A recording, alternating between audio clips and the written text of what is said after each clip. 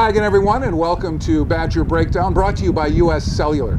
I'm Mike Lucas for UWBadgers.com. I'm joined by the voice of the Badgers, Matt Lepay. I guess it's only fitting if misery deserves company. We have a couple of teams in this matchup that can commiserate over their last loss, which just happened to be the same opponent, Ohio State. And both teams could look back at a handful of plays, 3 or 4, that if it goes their way, Northwestern's or Wisconsin's way, the outcome against Ohio State for both teams is different. And really with these two programs, Mike, you can go back beyond the Ohio State game. Wisconsin has lost a lot of close ones here the last couple of years. Northwestern, their symbol this year, if you want to call it that, is 503.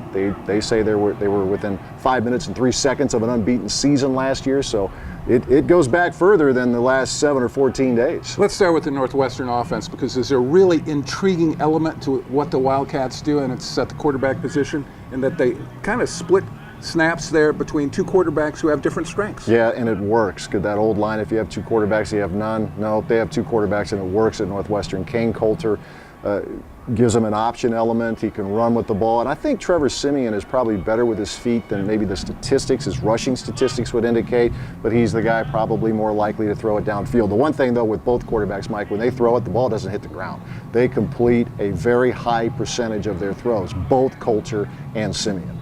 They have a wide receiving core that doesn't get a lot of attention, certainly in the Big Ten, but they're very good receivers for what they want to do, more so than anything else. And that'll probably be all Big Ten or even second team all Big Ten, but I know Pat Fitzgerald likes this group as a whole. Yeah, multiple threats. This is a hard team to defend. Ohio State had trouble at times. It's going to be a big challenge for Wisconsin. You have Tony Jones in the receiving core, Christian Jones, Dan Vitale, the super back, and it's an applicable term because he can play a tough guy fullback if he wants. He can play tight end. He can go down the field. He's a pretty big guy, but pretty athletic. So, and then you have Venric Mark, and then, oh, by the way, Kane Coulter, if he's not playing quarterback, he can be a receiver, and Ohio State found that out last week. I want to talk a little bit about Venric Mark.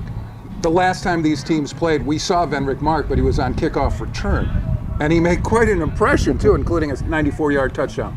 But now Venric Mark is integrated back into the Northwestern offense after being sidelined with an injury, and he might be as explosive as any back in this league. Yeah, another guy who doesn't have the super back label, but he is, because he can hurt you running the ball. He can catch the ball out of the backfield. He's an All-American punt returner. They had him return one kickoff last week against Ohio State, and he just about popped that one for it. It was already a long return. He almost took it to the house late in the game. For Badger fans, as great as that day was for Wisconsin, there are probably not a lot of Northwestern highlights from 2010. Wisconsin scored 70, but from the Wildcats' perspective, Mark made his mark, no pun intended. He played very, very well for Northwestern. One of the rallying cries around practice this week has been takeaways. The Wisconsin defense has put a big emphasis on trying to create a short field for its offense. Yeah, which you would hope can happen, because this is an interesting statistical matchup. Northwestern's defense, very well known for creating the turnover, not just this year, but last year. Wisconsin, the last few years, very well known for protecting the ball. Now you just want to see if this Badger defense under the coordinator, Dave Aranda, can get those rip and strips, as they call it, pick off some passes. There have been some opportunities there. You look back at the Ohio State game, there were 1 or 2 that really stand out, but now you want to see if they can finish the deal and get the offense a short field, get an extra possession or 2 during the game. I'm reluctant to use the word suspect, as in the Northwestern rush defense is suspect, but it's not as strong as their pass defense. Can the Badgers get back on track with their running game? I think so. Melvin Gordon, they talk about him being back to health, and this might sound like spin control here, but Melvin was on pace for a 100-yard game against Ohio State. Buckeyes played very, very well against the Badger running game, but it wasn't like Melvin Gordon was stoned all night. He was on a decent pace, just not the video game numbers that we've seen earlier in the season from him. But yeah, I think there's an opportunity there to get Melvin going, get James going.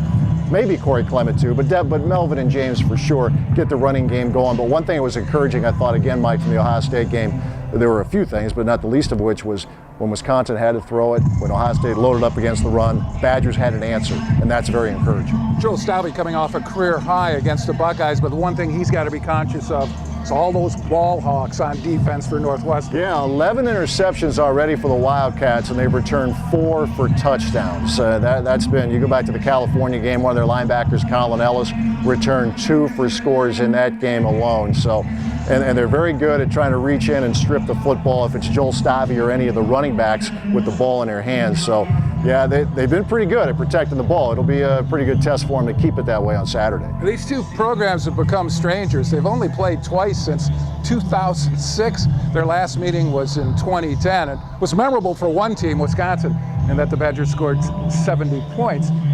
Is this a rivalry? Yeah. And I guess that leads us to the question. It sure does. Our U.S. Cellular question of the week from Bill in Wanakee, and that's the question he poses.